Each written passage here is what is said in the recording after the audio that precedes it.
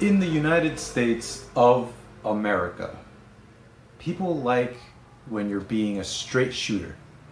Sitting in the front passenger seat means you're riding shotgun. When we go shopping, we want to make more bang for our buck. And you know, when we got to do something unpleasant, bite the bullet, fuck it, tough it out, right? Guns have been here from the start. Now, colonization, rebellion, slavery, fighting indigenous people, annexing land, civil war, and so on and so on. America was not necessarily carved out by good people, but it was carved out by people good at guns.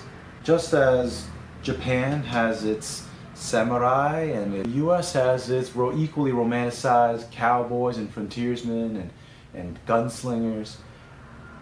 Speaking of the Japanese, the Fleet Admiral and Commander-in-Chief of the Imperial Japanese Navy during World War II, Yamamoto Isoroku, is quoted as saying, "You cannot invade the mainland United States.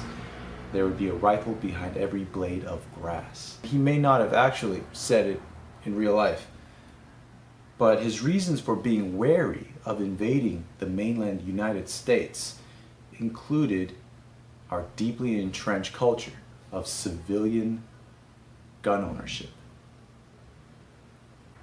Sure, yeah, the Swiss, the Yemenis, the Pakistanis, Czechs, Filipinos, parts of Latin America, yeah, they got their gun cultures too. But nowhere else in this world is there such a rich and openly celebrated civilian martial tradition involving firearms as in the United States of America. Being armed is a right of citizens in the USA, a right. Now, the Second Amendment of the Bill of Rights states a well-regulated militia being necessary to the security of a free state, the right of the people to keep and bear arms shall not be infringed. This wisdom, passed down to us by the Founding Fathers in the Second Amendment, is a critical part of the American culture. A nation for the people, of the people, and by the people must be armed, so should the state need to be defended from invasion, should there be a civil breakdown and you need to defend your life and everything that you've ever worked for, when an armed attacker breaks into your house to steal, rape, or murder, you can do something about it. As much as people seem to think that it can't happen because somehow Americans aren't human beings, it means that if the powers that be in your country are trying to oppress you, that at the very least you can fight back. The laws of nature always stand. If your attacker is bigger, stronger, and faster, he or she has an advantage. Typically a he. But the firearm is one of those equalizers. The firearm gives the 100-pound girl a chance to be able to fight off a 200-pound man successfully. Almost no other weapon in a small, compact, concealable package gives you that. Facts. However, having the ability to kill, to defend your life, means you can also kill for whatever reason. And so it means that this power can be abused. Americans killed by thugs, racists, mass shooters, corrupt police, and sometimes, often overlooked by the media, by themselves, suicide. There's a lot of abuses of the gun in America.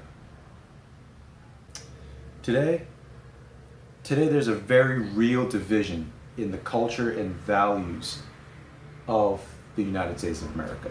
There's also an increasingly polarized paradigm where extremists on either side of any issue are gaining more and more popularity. Some want to dictate what a woman can or can't do with her body. Some support corporations gaining special treatment at the expense and in order to better exploit the vast majority of American civilians. Some prefer to live in a society where an individual is not empowered to effectively defend themselves from violence and tyranny. Many of the anti-gun politicians, they talk common sense regulations, but they're quoted time and time again being in favor of a complete ban of firearms in the USA. It's not necessarily their intention, but history has shown us, history not as in some boring and stuffy thing, what humans do and has happened in the past. History has shown us time and time again that a disarmed people are easier to control and coerce. History has proven this over and over. The USSR, Nazi Germany, the People's Republic of China, all such regimes make disarmament a very important priority. Early gun control laws of the United States were, in fact, geared at limiting the trade of firearms to indigenous people so that they can't fight back as easily. These laws are also geared at preventing blacks from owning guns. Chinese in the West were murdered by gun-toting xenophobic white guys. Okay?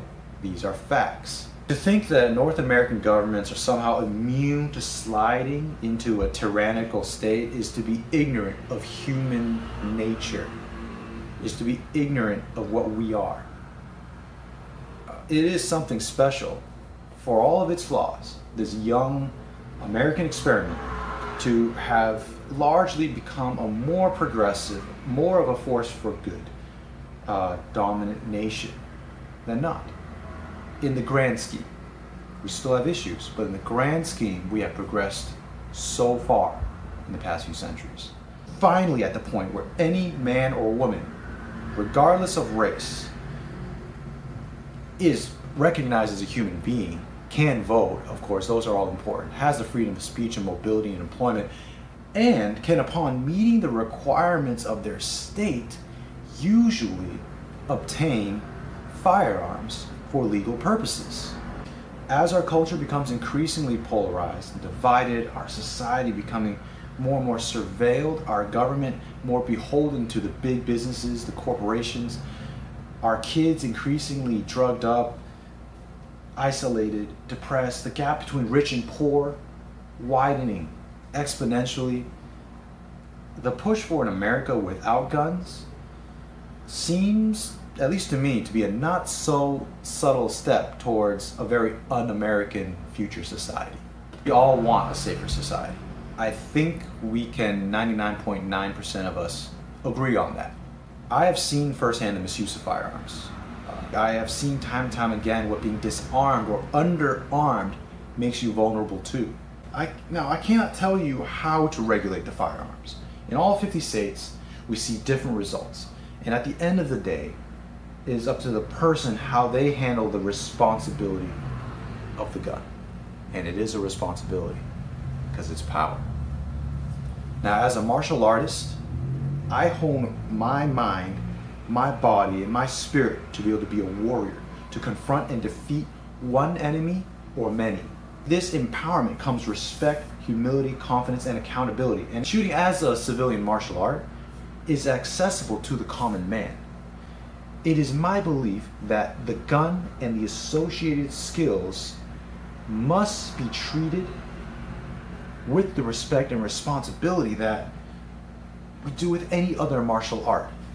I would ask you to maintain your guns with the same diligence that a Kenjutsu practitioner does with their katana. As the focus, the calm, the proper form an archer does through scenarios and utilize visualization in your drilling with the diligence that any good wrestler, boxer, any martial artist does. And above all, develop a respect for life and a strong sense of responsibility that anyone with the power of death should have.